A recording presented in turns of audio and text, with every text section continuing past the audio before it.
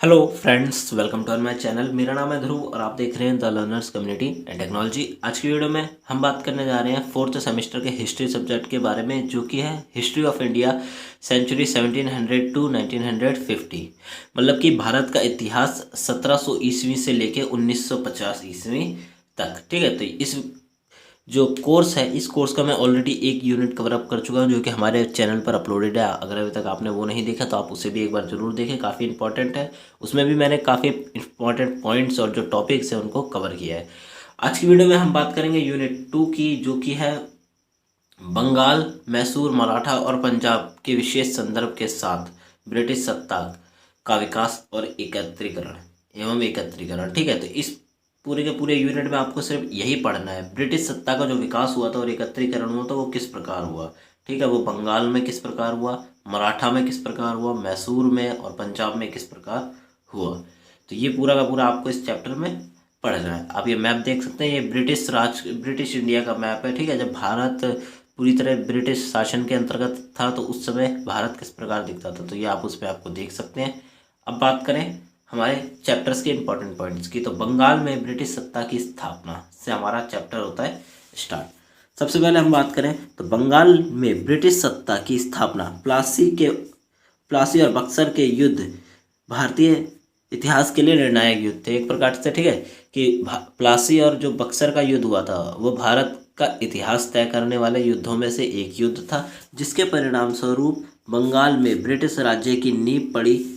भारतीय इतिहास में एक नया अध्याय शुरू हुआ। ठीक है, इस युद्ध के बाद जो कह सकते हैं कि ब्रिटिश राज्य की जो नींव पड़ गई थी भारत में, उसके बाद भारत के इतिहास में एक नया अध्याय स्टार्ट हुआ था जो कि ब्रिटिश राज्य से था। ठीक है, फिर आता है कि बंगाल की राजनीतिक दशा अंग्रेजों की प्रभुत्व का मार्ग तथा अंत में संपूर्ण भारत शासन के अधीन आ गया। ठीक है, तो शुरुआत में जब जो अंग्रेज आए थे तो उस समय बंगाल की जो राजनीतिक दशा ही उसके अंतर्गत आ रही थी। उसके बाद अंग्रेजों ने क्या करा, पूरे के पूरे भारत शासन को ही अपने अंतर्गत कर लिया था। फिर आते हैं कि अंग्रेजों का भारत में प्रभुत्व स्थापना का कार्य आरंभ हुआ। क्या करा, अंग्रेजों ने पूरे के पूरे भारत में अपना प्रभुत्व आरंभ कर दिया। मुगल काल में बंगाल मुगल सम्राट के अधीन एक प्रांत था। ठीक है, तो मुगल काल के दौरान बंगाल क्या था, मुगलों के अधीन था। वो वहाँ उनका एक मेन कह सकते हैं कि प्रांत था, जहाँ मुगल सूबेदार के संरक्षण में शासन किया जाता था। तो मुगल सूबेदार को वहाँ पे शासन करने के लिए दिया जाता था। अब बात करें मुगल सूबेदार की, तो कौन कौन सूबेदार आए थे जिन्होंने शासन किया। तो पहले आते हैं मुर्शिद कुली। ठीक है, जिस समय औरंगजेब की मृत्यु हुई उस समय बंगाल का सूबेदार मुर्शिद कुली खां था। उसकी ईमानदारी के कारण उसके काल में बंगाल की अत्यधिक उन्नति हुई तथा व्यापार के कारण बंगाल मुगल साम्राज्य का समृद्ध प्रांत बन गया। ठीक है, तो क्या इसके बाद क्या हुआ, मुर्शिद कुली जो थे वो एक ईमानदार व्यक्ति थे, तो उसके कारण उनके समय में व्यापार काफ़ी ज़्यादा बढ़ा था। ठीक है, और क्या हुआ, बंगाल एक समृद्ध प्रांत बन गया। 30 जून 1727 में मुर्शिद कुली खां की मृत्यु के उपरांत उसका दामाद शुजाउद्दीन मोहम्मद खान को क्या बना दिया गया, बंगाल और उड़ीसा का शासक बना दिया गया। फिर आते हैं सरफराज खां शुजाउद्दीन की मृत्यु के बाद जो 13 मार्च 1739 को उसका पुत्र सरफराज खां, जिसे अलुदल हैदर जंग की उपाधि प्राप्त थी, बंगाल, बिहार और उड़ीसा का शासक बना दिया गया। ठीक है, तो सजाउद्दीन के बाद सरफराज खां को बना दिया गया। उसके बाद सरफराज खां के बाद आते हैं अलवर्दी खां।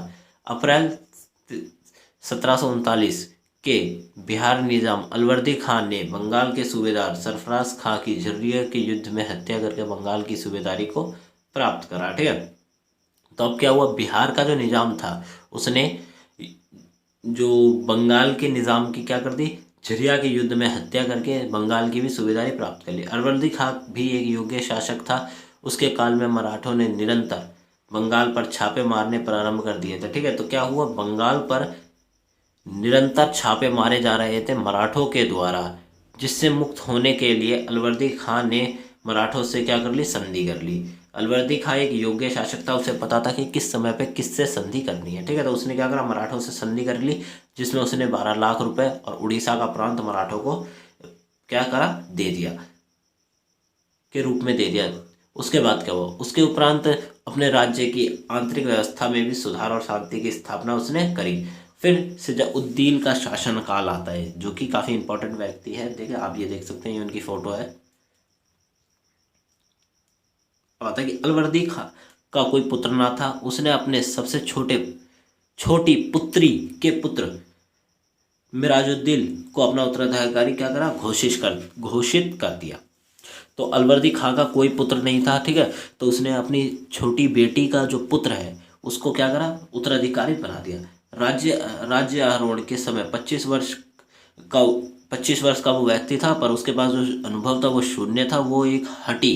वो जिस लड़के को बैठाया गया वो एक हठी विलासी व्यक्ति था, और जो कि और कठिनाइयाँ बढ़ा रहा था। सरफल अहमद खां के अनुसार सिजाउद्दीन अदूरदर्शी, हठी और दृष्टिहीन था। ठीक है, तो जो व्यक्ति था उसको ना ही दूर का दिखाई देता था, ठीक है, ना ही वो भविष्य के बारे में कुछ सोचता था, और ठीक है, और वो हठी व्यक्ति भी था। क्या था वह, झूठा था, कायर था, नीच और कपटी था। उसने अपने पूर्वजों के कई गुण न थे, और न ही उन गुणों को प्रयोग में लाने की कोई शक्ति थी। ठीक है, तो वो ये सब तो था ही, झूठा था, कायर था, नीच था और कपटी था, और साथ में ना ही उसके पास कोई गुण था जिससे कि वो अपने पूर्वजों जैसा भी दिखाई देता हो।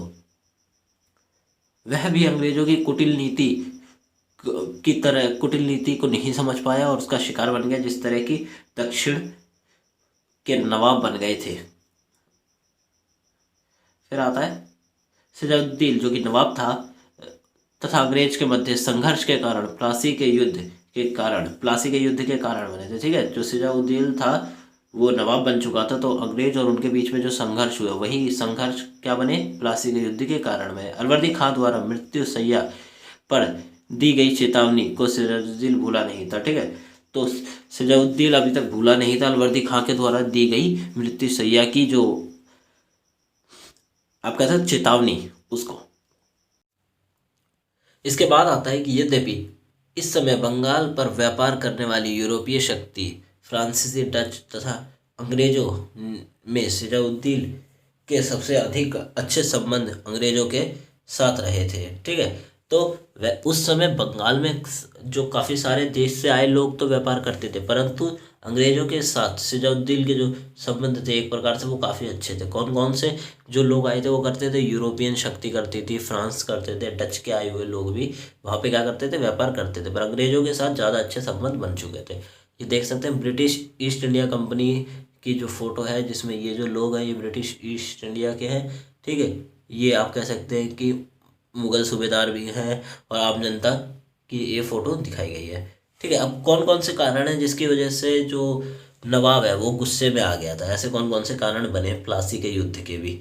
ठीक है, तो पहला आता है अंग्रेजों का षड्यंत्र। बंगाल में अंग्रेजों द्वारा बढ़ते हुए शासन नवाब की राह में बाधा बन रहे थे, जिसके कारण नवाब अंग्रेजों के प्रति क्रोध में था। ठीक है, तो जब अंग्रेज बंगाल में आए तो उन्होंने क्या करा, अपना जो फैलाने लगे, अपने जो कॉन्टैक्ट्स हैं वो बनाने लगे, इधर से उधर अपनी जान पहचान बनाने लगे। ठीक है, तो इस प्रकार क्या हुआ, बंगाल का जो नवाब थे उसको इस चीज़ से प्रॉब्लम खड़ी होने लगी क्योंकि ये बहुत ज़्यादा फैल रहे हैं। ठीक है, उसके बाद नवाब के राजाभिषेक के समय अंग्रेजों द्वारा ना कोई ही भेंट भेजी गई तथा ना ही कोई संदेश आया जिसको नवाब ने बेइज्जती के रूप में देखा। ठीक है, जब नवाब के राज्याभिषेक हुआ तो अंग्रेजों की तरफ से कोई भी संदेश या फिर भेंट नहीं आई। उसको राज्याभिषेक के समय अंग्रेजी कंपनी की उदासीनता से नवाब अत्यंत क्रोधित हो उठा। ठीक है, तो जब कुछ ऐसा नहीं किया गया राज्याभिषेक के समय तो नवाब गुस्से में आ गया और उसने जो क्रोधित हो गया था किनके खिलाफ, अंग्रेजों के खिलाफ। फिर आते हैं सेकंड पॉइंट कि व्यापारिक सुविधाओं का दुरुपयोग। तो मैं अगर आपको इस सिंपल पॉइंट बताऊं तो नवाब के द्वारा जनता को कुछ ऐसी सुविधाएं दी जाती थी जिसके द्वारा वो व्यापार कर सकें, परंतु अंग्रेजों ने इस व्यापारिक सुविधा का भी जो होता है उसका दुरुपयोग करना आरंभ कर दिया था, जिसके कारण क्या हुआ, व्यापारिक सुविधा के कारण वो लाभ उठा रहे हैं, जिससे नवाब को ये पता चला तो नवाब और ज़्यादा गुस्से में आ गया। और तो और उन्होंने हिंदू और मुस्लिमों के बीच में भी आग लगा दी थी। किलेबंदी पर प्रश्न। किलेबंदी पर प्रश्न से तात्पर्य है यहाँ पे कि अंग्रेज जहाँ पे भी रहा करते थे वहाँ पे अंग्रेजों ने अपनी कॉलोनियों की किलेबंदी कर दी थी। मतलब कुछ लोग खड़े कर दिए थे सिक्योरिटी गार्ड्स के रूप में जो कि उनकी किलेबंदी करते थे। वो लोग थे यूरोपियन लोग, ठीक है, यूरोपियन लोग, जिनको यूरोपियन लोगों को थोड़ा सा डरा धमका के उनको किलेबंदी के लिए राजी कर लिया था, ठीक है, जिसके ऊपर नवाब बिल्कुल ही पसंद नहीं था, कि नवाब को बिल्कुल ही पसंद नहीं कि ये लोग किलेबंदी करते हैं। तो नवाब ने क्या करा, उन्हें दंड देने के लिए नवाब बाध्य हो गया। अब कुछ घटनाएं हुई जिसके बाद काफ़ी ज़्यादा जो सिचुएशन है वो बिगड़ गई थी, ठीक है। तो पहली हुई कासिम बाजार की कोठी पर आक्रमण। अब यहाँ पे आपको सिर्फ डेट्स को ध्यान देना है और पॉइंट को ध्यान देना है, और कुछ नहीं फर्क पड़ता कि आपने उसमें क्या लिखा है, ठीक है। तो क्या हुआ, अंग्रेजों को दंड देने का निश्चय करके जो नवाब था सिराजुद्दीन ने 4 जून 1756 को कासिम बाजार में स्थित उनकी कोठी पर आक्रमण कर दिया और वहां पर अंग्रेजों को पूरी तरह से निष्कासित करने का संकल्प कर चुका था। कासिम बाजार में उनका जनरल था, जनरल वाइस ने बिना युद्ध करे आत्मसमर्पण कर दिया, और तो और जो नवाब था उसने उसको मार सकता था परंतु उसको जाने दिया। फिर आता है कोलकाता की कोठरी पर अधिकार। अब जब नवाब ने कासिम बाजार की कोठरी जो थी उसको भी जीत लिया, तो उसके बाद नवाब ने कहा अब हम कोलकाता की तरफ चलेंगे और वहाँ पे भी उनसे लड़ेंगे। तो कासिम बाजार पर विजय करने के बाद वो लोग कोलकाता फोर्ट विलियम दुर्ग की ओर आक्रमण करने पे लग गए। कोलकाता से 5 मील दूर एक जगह है स्थित तिन्हा दुर्ग, वहाँ पे अंग्रेज और नवाब का युद्ध हुआ, ठीक है, बुरी तरह काफ़ी युद्ध हुआ जिसमें अंग्रेज बुरी तरह हार गए थे। और तो और अंग्रेज की सेना फूट के द्रोह बीज रोपण आरंभ कर दिया था, ठीक है। पर अंग्रेज की जो सेना थी उसने नवाब की सेना के बीच में, आप कह सकते हैं कि जो आग लगाना होता है या फिर सेना को तोड़ना होता है, इस तरह का बीज रोपण कर दिया था। 18 जून 1756 को नवाब अंग्रेजों को बुरी तरह पराजित कर दिया था और अंग्रेज प्राण रक्षा करने के लिए जहाज में बैठकर फ्रूट नामक एक द्वीप पर भाग गए थे। हेवेल के नेतृत्व में दुर्ग की रक्षा का अंतिम प्रयास किया जिसमें वे लोग असफल रहे और नवाब ने भी कोलकाता हथिया लिया, ठीक है। तो अब क्या करा, नवाब ने वो कोलकाता का पूरा कोलकाता ही हथिया लिया था। अब कालकोठरी की दुर्घटना। कालकोठरी की दुर्घटना से यहाँ पे तात्पर्य है कि हॉलवेल ने एक चीज़ बताई थी जो कि उस समय वहाँ पे अवेलेबल था, एक व्यक्ति, ठीक है। हॉलवेल ने एक चीज़ बताई कि जब नवाब ने कोलकाता की जो कोठरी है उसे जीत लिया, उसके बाद 146 सैनिक जो कि वहाँ जिंदा बचे थे उनको 18 वर्ग फुट की एक काल कोठरी में ठूस ठूस के भर दिया गया। 146 जो अंग्रेजी सैनिक, आप देख सकते हैं 146 बचे हुए अंग्रेजी सैनिक को 18 फुट की कोठरी में ठूस के भर दिया गया। ये भी मानते हैं कि इस 123 या फिर 146 सैनिकों का जिक्र कहीं पे भी नहीं किया गया, ना ही इतिहास के किसी चीज़ पे और ना ही किसी लेटर में जो कि क्वाइन को भेजा गया, ठीक है, ईस्ट इंडिया कंपनी को भेजा गया। इस प्रकार से कहीं पे भी इसका कोई नहीं किया गया। दूसरा, उन्होंने बताया कि 146 व्यक्ति कुल मिलाकर दुर्ग में ही बचे थे और तो और वो 146 व्यक्ति 18 फुट की कोठरी में आ ही नहीं सकते, तो ये उन्होंने बताया। फिर आता है कि चौथा पॉइंट, कोलकाता पर पुनर्धिकार। अब जब नवाब ने कोलकाता को जीत लिया तो कोलकाता को उसने अपने सूबेदारों के हाथ छोड़ के, ठीक है, जो कि किलेदार या फिर मानिक चंद जो थे उनके हाथों छोड़ के नवाब अपनी राजधानी चले गए कोलकाता। फिर अंग्रेज कोलकाता को पुनः प्राप्त करने का प्रयास कर रहे थे। मद्रास की सरकार ने कोलकाता में अंग्रेजों की सहायता के लिए क्वाइन के नेतृत्व में स्थल जल सेना, वाटसन के नेतृत्व में जल सेना को भेजा, ठीक है। अब क्या करा,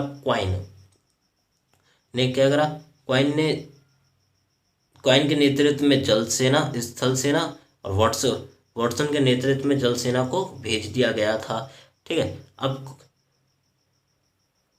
अंग्रेजों ने दिसंबर 1756 को कोलकाता पर फिर से अधिकार कर लिया एवं उसके आसपास के भी देशों को जगह है जो है उसको लूटना आरंभ कर दिया। जब इसकी खबर किसको पहुंची, इसकी खबर पहुंची नवाब को वापसी बंगाल में, तो क्या हुआ, बंगाल ने वहाँ से उसने प्रस्थान करा और 30 जनवरी 1757 ईस्वी को अंग्रेज और मध्यों के बीच में एक युद्ध हुआ। इस समय अंग्रेज तथा नवाब दोनों ही भीषण विपत्तियों से घिरे हुए थे। नवाब अहमद शाह अब्दुल्ली के आक्रमण से भयभीत था तथा उसकी सेना भी विश्वासघात के चिन्ह दृष्टिगोचर होने लगी थी, ठीक है। तो अब अहमद शाह अब्दुल्ली का भी आक्रमण होने का डर था नवाब को और उसकी सेना में, आप कह सकते हैं, विश्वासघात भी दिखने लग गया था। दूसरी ओर अंग्रेजों का युद्ध आरंभ हो जाने के कारण अत्यंत असुविधा का सामना करना पड़ा था। अंत में युद्ध के कारण बिना हुए ही 9 फरवरी 1757 को क्या हुई, अलीनगर की एक संधि हो गई थी। अंग्रेजों और नवाब के बीच में अलीनगर की एक संधि कर दी गई थी। अलीनगर की संधि क्या थी, इस संधि के द्वारा कोलकाता पर अंग्रेजों का अधिकार होगा, पूरी तरह से द्वारा अधिकार होगा। किला किसको दे दिया जाएगा, अंग्रेजों को दे दिया जाएगा। साथ में सिक्के भी अंग्रेज ही बनाएंगे।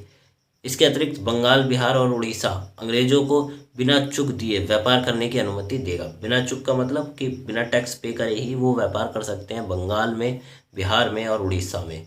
साथ में नवाब ने उनका जितना भी माल लिया है वो सब उसे वापसी करेगा और इसके साथ पुनः वापस कर देगा। इसके बदले में क्वाइन तथा वॉटसन ने एक लिखित में एक लेटर दिया नवाब को कि जब तक नवाब संधि का भंग नहीं करेंगे तब तक अंग्रेज भी संधि का कोई भंग नहीं करेंगे और शांतिपूर्ण ढंग से क्या करेंगे, कार्य करेंगे। फ्रांसीसी शक्तियों का विनाश। अब ये जो पॉइंट है ये काफ़ी लंबे है, तो मैं आपको मेन पॉइंट्स इसका पूरा बताऊं कि आखिर इसमें क्या बताया गया है। तो इस फ्रांसीसी शक्तियों के विनाश में बताया गया है कि जब बंगाल कोलकाता अंग्रेजों के हाथ में आ गया तो कोलकाता के साथ साथ अंग्रेजों ने सोचा कि अब यहाँ से फ्रांसीसी शक्तियों को भी हटा देना चाहिए। इसके लिए उसने क्या करा, छोटी छोटी लड़ाइयाँ करवानी चालू कर दी थी। ठीक है, छोटी छोटी लड़ाइयाँ करवानी चालू कर दी फ्रांसीसियों के बीच, अमेरिकी, भारत तथा भारत के कुछ स्थलों के बीच में भी छोटी छोटी लड़ाइयाँ क्या कर दी, आरंभ कर दी, जिससे वहाँ पे फूट डलने लगी। और क्या हुआ, चंद्रनगर जो कि फ्रांसीसियों का मेन एरिया पड़ता था, ठीक है, उस बस्ती को भी अपने प्रभुत्व में ले लिया। क्वाइन महान कूटनीतिक विजय थी क्योंकि चंद्रनगर विजय ने अंग्रेजों की प्रतिद्वंदी शक्ति जो कि फ्रांसीसी थे उसको पूरी तरह से हटा फेंका था। और तो और ये फ्रांसीसी नवाब की भी मदद कर रहे थे, तो इसीलिए उसको हटाना जरूर हो गया था अंग्रेजों के लिए। अब यहाँ पे बात आती है, ठीक है, कि नवाब ने क्यों कुछ नहीं करा। नवाब संधि को फॉलो कर रहे थे, इसलिए नवाब ने कुछ नहीं करा। फिर आता है सिराजुद्दौला के विरुद्ध क्या था, षड्यंत्र। अब इन लोगों ने, अंग्रेजों ने नवाब के खिलाफ ही षड्यंत्र करना चालू कर दिया। इसके लिए उसने कुछ लोगों को चुना जो कि थे अमीर चंद, ठीक है, मीर जाफ़र और यार लतीफ़। ये 3 व्यक्ति मुख्य थे जिनको चुना गया कि आप लोग नवाब को हटाने में हमारी मदद करिए और हम आपको ही नवाब क्या करेंगे, बना देंगे। मीर जाफ़र के साथ एक गुप्त संधि की गई थी 4 जून 1757 को। अंग्रेजों ने मीर जाफ़र के साथ एक गुप्त संधि करी जिसमें वह निश्चय किया गया कि अंग्रेजों की सहायता मीर जाफ़र करेगा बंगाल का नवाब बनने के लिए, ठीक है, और बदले में क्या देगा। यहाँ पे जो चीज़ें हैं इन पॉइंट्स को आप याद रखिए कि बदले में मीर जाफ़र अंग्रेजों को क्या देगा, कोलकाता, ढाका तथा कासिम बाजार की किलेबंदी, फ्रांसीसी और उनकी बस्तियों का पूरा एरिया। अंग्रेजों की इस सहायता के बदले मीर जाफ़र 1 करोड़ रुपए कंपनी को देगा तथा भविष्य में यदि सैनिक सहायता चाहिए होगी तो अंग्रेज उसकी सहायता भी करेंगे, परंतु सेना का पूरा व्यय कौन करेगा, मीर जाफ़र करेगा। और ये सब उसको 30 दिन के अंदर ही मानना होगा नवाब बनने के बाद। अब यहाँ पे बता प्लासी के युद्ध के बारे में, उसके महत्व के बारे में कि प्लासी का युद्ध का क्या महत्व है। अब यहाँ पे मीर जाफ़र की बात आती है, तो मीर जाफ़र से मिलकर क्या करा, क्वाइन ने पूरा का पूरा षड्यंत्र कर लिया था, युद्ध करने का आरंभ कर दी। सिराजुद्दौला को एक पत्र भेजा गया जिसमें अलीनगर की संधि का भंग करने का आरोप लगाया गया, ठीक है। तो अब तो आपको भी समझ आ गया होगा कि ये सब क्या है, ये सब एक धोखेबाजी है, यहाँ पे षड्यंत्र करा जा रहा है। तो यह आरोप पूरी तरह से अमान्य, सर्वत मिथ्य था, परंतु क्वाइन तो युद्ध करना चाहता था। उसने पत्र की प्रतीक्षा करे बिना ही नवाब की राजधानी पर सेना के साथ प्रस्थान कर दिया। सिराजुद्दौला भी 50,000 सैनिकों के साथ अंग्रेजों का विरोध करने के लिए प्लासी के युद्ध क्षेत्र में पहुंचे, ठीक है। नवाब भी एक जगह पहुंचा जिसको प्लासी कहा जाता है, जहां पे प्लासी का युद्ध हुआ था। नवाब के पास 50,000 सैनिक थे। प्रारंभ में तो क्वाइन नवाब की सेना को देखकर डर गया, परंतु मीर जाफ़र का समाचार मिलने से 23 जून 1757 को प्लासी के मैदान में भयंकर युद्ध आरंभ कर दिया। यद्यपि विश्वासघाती मीर जाफ़र ने कुरान हाथ में लेकर सिराजुद्दौला के प्रति राजशक्ति की शपथ ली थी, ठीक है। अब मीर जाफ़र ने, आप देख सकते हैं कि मीर जाफ़र ने कुरान को हाथ में लेके, ठीक है, किसके प्रति, जो नवाब था उसके प्रति राजशक्ति की शपथ ली थी, फिर भी उसने उसके साथ क्या करा, धोखा करा।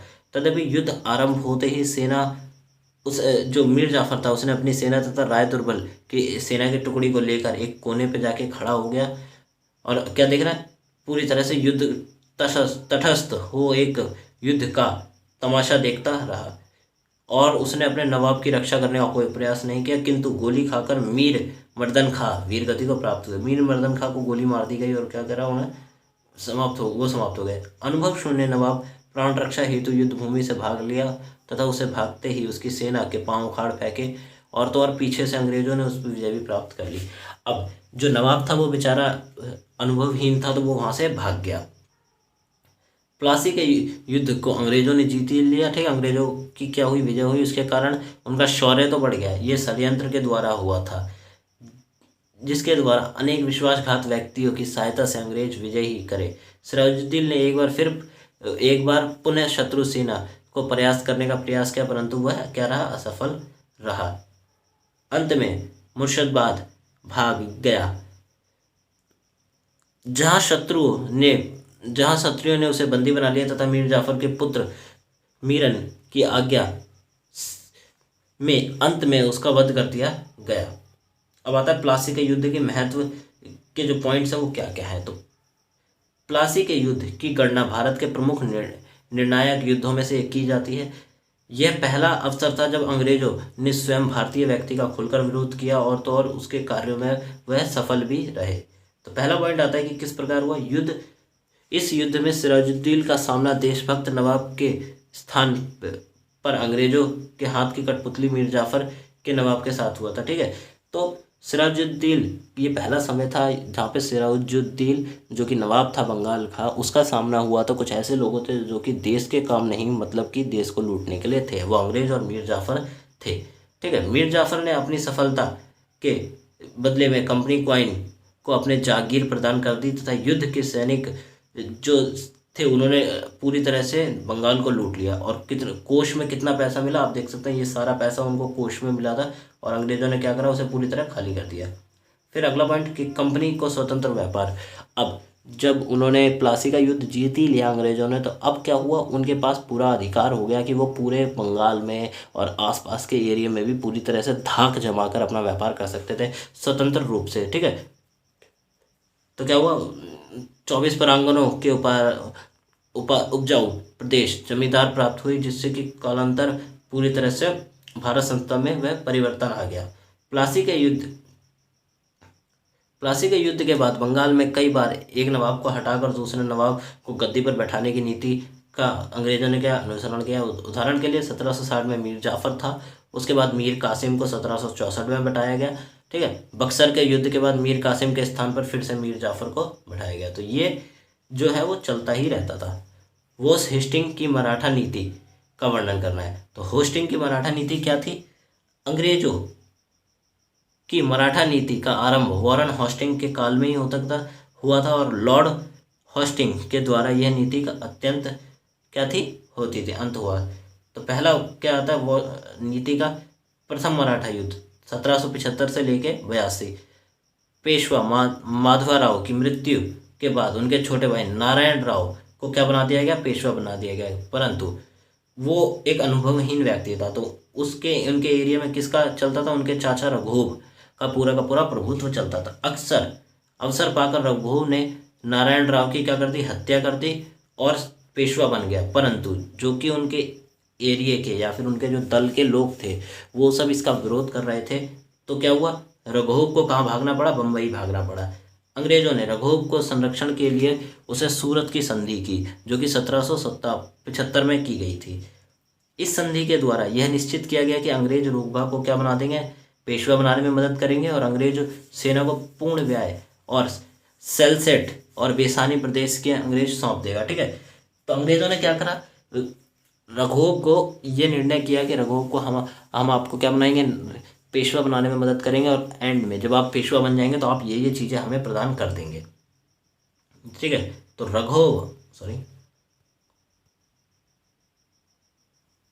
रघुव ने कंपनी के शत्रुओं के साथ देने की प्रतिज्ञा कर ली थी, परंतु बंगाल सरकार ने बंबई की सरकार के इस कार्य को अनुचित बताकर सेना को वापसी बुला लिया। अंत में अंग्रेजों ने मराठों से पुरंदर की संधि कर ली, जिसके द्वारा अंग्रेज ने रघुव की सेना भंग करके 25,000 रुपये पेंशन देकर गुजरात भेज जाने की सहमति की। अब सिंपल सी बात है, बंगाल ने ये फैसला उठाया तो मुंबई या फिर बम्बई की जो सेना थी उसको ये फैसला बिल्कुल पसंद नहीं आया। तो उन्होंने क्या कहा कि आप वापसी आ जाइए। तो अंग्रेज़ों ने बंगाल में क्या करा, मराठों बंगाल में अंग्रेजों ने रघुवो को क्या करा, उसकी सेना को भंग कर दिया। 25,000 रुपये उसे पेंशन देने के लिए कहा और कहा कि आप गुजरात में जाके बस जाइए, ठीक है। और मैत्रीपूर्ण संबंध बना लिए किनके साथ, मराठाओं के साथ।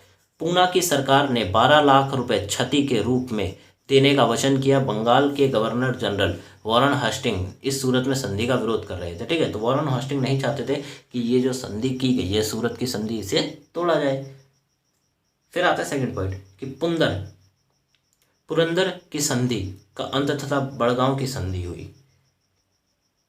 तो पुरंदर की संधि क्या थी, 1 मार्च 1776 को की गई थी, जो कि बम्बई की सरकार असंतुष्ट थी।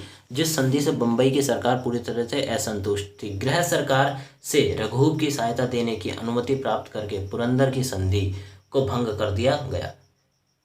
रघुव को पुनः सूरत में शरण दे दी गई। उसको पेशवा बनाने के लिए नवंबर 1778 में पुनः कर्नल इंगटन ने प्रयास किया। ब्रिटिश मराठों पर क्या करा, आक्रमण कर दिया। अब यहाँ पे देख सकते हैं आप, यहाँ पे इंटरेस्टिंग स्टोरी बनती है। स्टोरी यह है कि जो इन लोगों ने फिर से सूरत में रघुव को बुलाया, ठीक है। रघुव को फिर से सूरत में बुलाया और उनसे कहा कि हम आपको फिर से पेशवा बनाने की तैयारी करते हैं, ठीक है। इसके लिए हम युद्ध भी करेंगे, किन से, मराठों के से। और उन्होंने मराठों के ऊपर हमला कर दिया। परंतु इस समय मराठों ने पूरी तरह से, उनकी जो सेना थी वो तैयार हो चुकी थी तथा तालगांव नामक एक स्थान पर उन्होंने भीषण रूप ले लिया था, ठीक है। उनका जो युद्ध था उसने भीषण रूप ले लिया था। फलस्वरूप अंग्रेजों को बड़गांव की संधि को स्वीकृति प्रदान कर नहीं की और वॉरेन हास्टिंग ने मराठों के पुनः युद्ध आरंभ कर दिया। अब क्या हुआ, अब वो लोग अंग्रेज भी नहीं चाहते थे मानना कि वो लोग जो नारायण राव है उसको नवाब वो बनाए, पेशवा बनाए, ठीक है। वो चाहते थे कि रघुव को ही पेशवा बनाया जाए। इसके लिए उन्होंने फिर से युद्ध आरंभ कर दिया था। रघुव पुनः अंग्रेजों के संरक्षण में आ गया। मराठों के सरदार नाना फडणवीस ने दक्षिण की शक्ति निजाम हैदर अली और से मिलकर त्रिगुट बनाया, ठीक है। तो क्या करा, मराठों के सरदार नानक फडणवीस ने निजाम हैदर अली और खुद को मिलाकर क्या बनाया, एक त्रिगुट बनाया। परंतु हास्टिंग ने अपनी कूटनीति से उस त्रिगुट को भी तोड़ दिया। और तो और कर्नल वॉर्ड के नेतृत्व में इस सेना भेजी गई जो मध्य भारत से होती हुई अहमदाबाद जा पहुंची। इस नगर तथा बेसिन दोनों पर अधिकार कर लिया। अब उसने क्या करा, अहमदाबाद को भी जीत लिया था अंग्रेज की सेना ने। फिर आता है, यह सेना पूना की ओर बढ़ रही थी, जिसको क्या करना, हार खानी पड़ी। इसी बीच अंग्रेजों गायकवाड़ को अपनी ओर मिला लिया, जो भोसले के साथ संधि करके जो मराठा से अलग कर दिया। एक अन्य ब्रिटिश सेना से संधियों से प्रसिद्ध गढ़ ग्वालियर को जीत लिया था, ठीक है। तो अब यहाँ पे मैं आपको एक पॉइंट बताता हूँ कि अंग्रेजों का एक काम था, वो अंग्रेज चाहते थे कि वो हर किसी व्यक्ति को अपने साथ मिला लेते थे जो कि भी मराठा या फिर उनके विरोधियों के साथ हुआ करता था, ठीक है। वो लोग उसको अपनी तरफ कर लेते थे और तो और उससे अपना काम निकलवाते थे, ठीक है। अब आती है युद्ध की घटना, तीसरा पॉइंट। निजाम को गडुट्टर का प्रदेश देकर अंग्रेजों ने अपना मित्र बना लिया था, ठीक है। भोसले सरदार की जो बंगाल पर आक्रमण करने वाला था, उसको रिश्वत देकर बंगाल अपनी तरफ कर लिया अंग्रेजों ने। त्रिगुट को भी भंग कर दिया गया, ठीक है। और तो और सेना जनरल गोडवड के नेतृत्व में मराठा, बेसिन और कोकण में भी पराजित कर दिया था। यद्यपि भोराघाट नामक स्थान पर अंग्रेजों की भीषण पराजय हुई। भोराघाट नाम का एक स्थान है जहाँ पे अंग्रेजों को पूरी तरह से हार का सामना करना पड़ रहा था। परंतु हास्टिंग ने महादाजी संधि को पराजित करने के लिए ग्वालियर पर आक्रमण कर दिया था। अब क्या करा, हास्टिंग ने महाद्वीज की जो संधि थी उसको हटाने के लिए ग्वालियर पर आक्रमण कर दिया। संधियां भयभीत होकर भाग गया तथा उसने अपनी अंग्रेजों की संधि कर ली। अंग्रेजों के साथ उसने क्या की, एक संधि कर ली। युद्ध में तटस्थ रहने का वचन दिया। अब वो युद्ध में नहीं आएगा, सिर्फ युद्ध बाहर से देखेगा। सॉल्बाई की संधियां, जो एक व्यक्ति है जो कि भाग गया था वहां से, ठीक है। तो संधिया के मध्यस्थ के कारण 17 मई 1782 को अंग्रेजों तथा मराठों के मध्य क्या हुआ, सॉल्बाई की संधि हुई, जिसके द्वारा सॉलसेट के अतिरिक्त सभी जीते हुए प्रदेश अंग्रेज और मराठा को वापस कर देंगे। राघव की सहायता ना देने का वचन दिया। ठीक है, अब क्या हुआ, राघव को सहायता नहीं दी जाएगी, किसके द्वारा, अंग्रेजों के द्वारा। राघव की पेंशन निश्चित कर दी गई और माधवराव नारायण को क्या मान लिया गया, पेशवा मान लिया गया। अब यहाँ पे हम बात करते हैं प्रथम जो मराठा युद्ध हुआ था उसके बारे में। तो ये आप उसकी फोटो देख सकते हैं, प्रथम अगल मराठा युद्ध।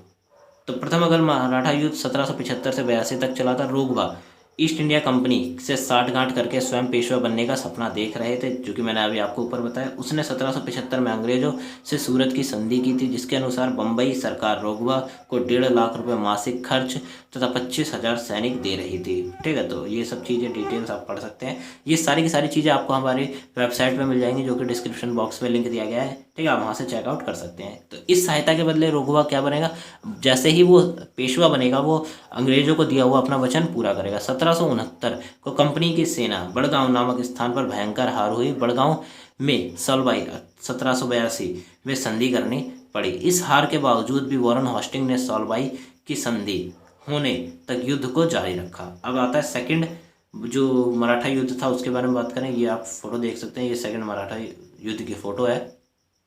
इस युद्ध में बताया गया, जो कि 803 से 5 तक चला गया था, 1803 से 5 तक चलाया गया था। ठीक है, बाजीराव द्वितीय को अपने अधीन बनाने के पश्चात अंग्रेज इस बात के लिए प्रयत्नशील थे कि वे होलकर, भोसले और महादाजी शिंदे को भी अपने अधीन कर लेंगे। साथ ही वे अपने कूटनीतिक से पारस्परिक कलह और फूट को बढ़ावा देते रहे, जो मराठा राजनीति की सदा का ही एक गुण रहा है। ठीक है, तो अंग्रेज ने क्या करा, बाजीराव द्वितीय को तो अपने अधीन कर ही लिया था, तो वो चाहते थे कि बाकी जो लोग हैं उनको भी अधीन कर ले, परंतु वो लोग नहीं मान रहे थे।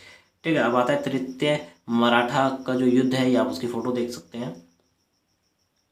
तृतीय मराठा युद्ध के बारे में बात करें तो जो 1817 से लेकर 1818 तक चला। यह युद्ध अंतिम रूप से लॉर्ड हस्टिंग के भारतीय गवर्नर जनरल बनने के बाद लड़ा गया था। ठीक है, तो लॉर्ड हॉस्टिंग का जो युद्ध था उसके बाद यही आखिरी युद्ध है जो उन्होंने लड़ा। उसके बाद अंग्रेजों ने पेशवा को 13 जून 1817 को तथा 5 नवंबर 1817 में महाद्वेष शिंदे के साथ ग्वालियर की संधि की, जिसके अनुसार महादाजी शिंदे पिंडीरियों के दमन में अंग्रेजों के सहयोग करेगा। साथ ही वह चंबल नदी और दक्षिण पश्चिम राज्य पर अपना प्रभाव हटा लेगा। जून 1817 में अंग्रेजों ने पूना की संधि की, जिसके तहत पेशवा ने मराठा संघ की अध्यक्षता त्याग दी थी। ठीक है, अब एक जून 1817 में एक संधि हुई, ठीक है, जिसको पुणे की संधि कहा जाता है, जिसके तहत पेशवा ने अपनी पूरी की पूरी टीम मराठा के जो संघ की तो अध्यक्षता थी उसको पूरी तरह समाप्त कर दिया था। ठीक है, अब बंगाल के नवाबों की बात करें, ऐसे कौन कौन से नवाब आए बंगाल में जिन्होंने शासन करा, तो पहला आता है मुर्शिद कुली खां, जो कि 1717 से लेकर 27 तक चले थे। ठीक है, जो कि मैं आपको इन सब के बारे में ऊपर ही बता चुका हूँ, जो कि सबसे शुरुआती थे। औरंगजेब की जस्ट मृत्यु के बाद ये आए थे। इनकी जो 3,000 रुपये वार्षिक कर अदा कर अपनी कंपनी के समस्त व्यापार में सीमा शुल्क मुक्त करवा दिया था। ठीक है, तो इस फरमान द्वारा ईस्ट इंडिया कंपनी को रियायतें दी गई थी। ठीक है, एक फरमान दिया गया जिसमें बंगाल में 3,000 रुपये वार्षिक दर देंगे और क्या हुआ, वो समस्त व्यापार कर सकते हैं सीमा शुल्क के साथ। साथ ही कोलकाता के आसपास के 38 गांवों को खरीदने का अधिकार भी मिल गया था। तो ये जितनी भी डिटेल है आप पढ़ सकते हैं।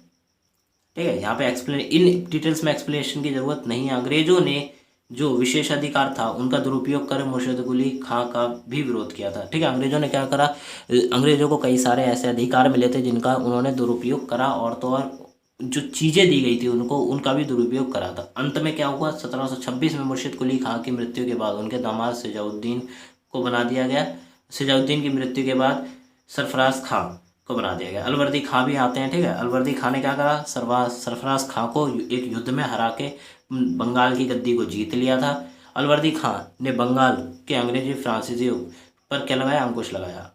अलवर्दी खां यूरोप की तुलना में मधुमक्खियों से की थी। वह कहता था उन्हें छोड़ा ना जाए तो वह शहद देंगी, यदि छोड़ा जाए तो वह काट कर डंक मारेंगी, मार डालेंगी। ठीक है, अगर उनको छोड़ा ना जाए मधुमक्खियों को तो वो शहद देंगी, और अगर छोड़ देंगे तो वो क्या करेंगे, हमें ही काट लेंगे। अलवर्दी खां की एक मृत्यु हो गई थी 1756 में।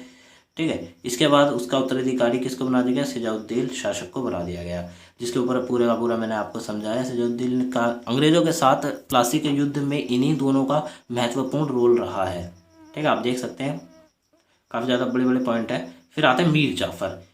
प्लासी के युद्ध के बाद, जो कि काफ़ी इंपॉर्टेंट है, मीर जाफ़र ने प्लासी के युद्ध के बाद क्या हुआ, मीर जाफ़र को बंगाल का नवाब बना दिया गया। मीर जाफ़र ने पुरस्कार स्वरूप में 14 प्रांगण जमींदारी प्रदान की अंग्रेजों को, साथ ही कंपनी को बंगाल, बिहार, उड़ीसा से मुक्त व्यापार का अधिकार भी प्रदान कराया। साथ में कालांतर में मीर जाफ़र ने अंग्रेजों के साथ संबंध खराब हो गए थे। भविष्य में जो कुछ समय बाद मीर जाफ़र के संबंध खराब हो गए, इसके कारण प्रशासनिक कार्य को बढ़ाता हस्तक्षेप हुआ। अंग्रेजों की लूटपाट से तंग होकर मीर जाफ़र ने अक्टूबर 1760 में अपने दामाद मीर कासिम के पक्ष में सिंहासन त्याग दिया। ठीक है, मीर कासिम को बना दिया गया। ये अब मीर कासिम आते हैं।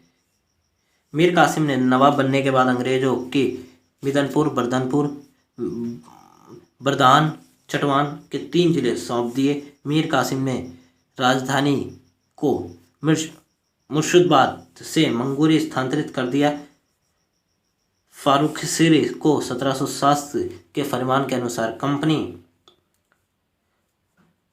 परगमन शुल्क से मुक्त कर दिया गया तथा इसके तहत कंपनी को कई सारी छूट भी दी गई। ठीक है, मीर कासिम के टाइम में कंपनी को बहुत सारी छूट दी गई थी।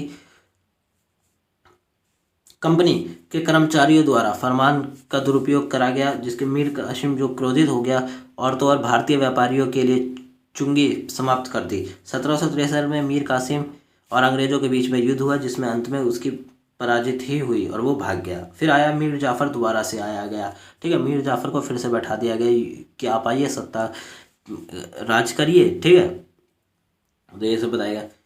ये सब पॉइंट्स आप देख सकते हैं, ये सब पॉइंट्स इंपॉर्टेंट नहीं है बट ये रखे गए हैं। ठीक है, उसके बाद आते हैं हमारे वॉरेन हॉस्टिंग। वॉरेन हॉस्टिंग के बारे में पढ़ लेते हैं। तो ये एक ब्रिटिश औपनिवेशिक प्रशासक थे, जिन्होंने फोर्ट विलियम के प्रेसिडेंट के पहले गवर्नर के रूप में कार्य किया था। फोर्ट विलियम के पहले प्रेसिडेंट थे, कौन थे, वॉरेन हॉस्टिंग, जो बंगाल के सर्वोच्च परिषद के प्रमुख थे, इसीलिए पहले वास्तविक गवर्नर भी थे। ये पहले वास्तविक गवर्नर भी यही थे। फिर आता है कि 1772 से लेकर 85 तक बंगाल के जनरल भी रहे। उन्होंने रॉबर्ट क्लाइव को भारत में ब्रिटिश साम्राज्य की नींव रखने में श्रेय दिया तथा ऊर्जावान संगठनकर्ता और सुधारक भी थे। वो संगठनकर्ता भी थे, नए नए संगठन बनाते थे, साथ में उस संगठन में कार्य भी करते थे। 1769 से लेकर 84 में उन्होंने देसी राज्यों और फ्रांसीसियों के गठबंधन के खिलाफ ईस्ट इंडिया कंपनी का सेना का नेतृत्व भी किया था। अंत में वह सुव्यवस्थित ब्रिटिश पक्ष में अपना अधिकार कर लिया था। जब फ्रांस ने भारत में प्रभाव खो दिया, तब 1787 में उन पर भ्रष्टाचार आरोप लगा दिया गया और महाभियोग चलाया गया। लेकिन लंबे मुकदमे के बाद 1795 में एक बार फिर उन्हें 1700 प्रीवी काउंसलर बना दिया गया था। ठीक है, तो ये जो पॉइंट्स है ये आप पॉइंट्स पढ़ सकते हैं। इन सब पॉइंट्स को आपको हमारे वेबसाइट पे देखने को मिल जाएगा। ठीक है, जो बाकी पॉइंट्स हैं ये काफ़ी इंपॉर्टेंट नहीं है बट इन्हें रखा गया है, हो सकता है इनके रिगार्डिंग आपसे क्वेश्चन पूछ लिया जाए। ठीक है, ये सारे पॉइंट्स आप हमारी वेबसाइट पे जाके पढ़ सकते हैं। वो जो लॉर्ड विलियम वेटिंग है उनके बारे में भी आप पढ़ सकते हैं। ठीक है, तो ये सिर्फ पॉइंट्स रखे गए हैं बिकॉज ये टॉपिक आपकी बुक में दिया गया है, बट ये काफ़ी इंपॉर्टेंट नहीं है। जो इंपॉर्टेंट था वो मैंने आपको ऊपर पढ़ा दिया। ठीक है, तो ये थी आपकी आज की वीडियो कैसी लगी हमें जरूर बताएं। वीडियो अच्छी लगी तो लाइक करें, चैनल को सब्सक्राइब करें, जितना हो सके वीडियो को शेयर करें और प्लीज़ वीडियो को लाइक जरूर करें क्योंकि काफ़ी इंपॉर्टेंट है नोट्स और काफ़ी मेहनत लगी है इन नोट्स को बनाने के लिए। तो मिलते हैं अगली वीडियो में। Thanks for visiting on my channel guys.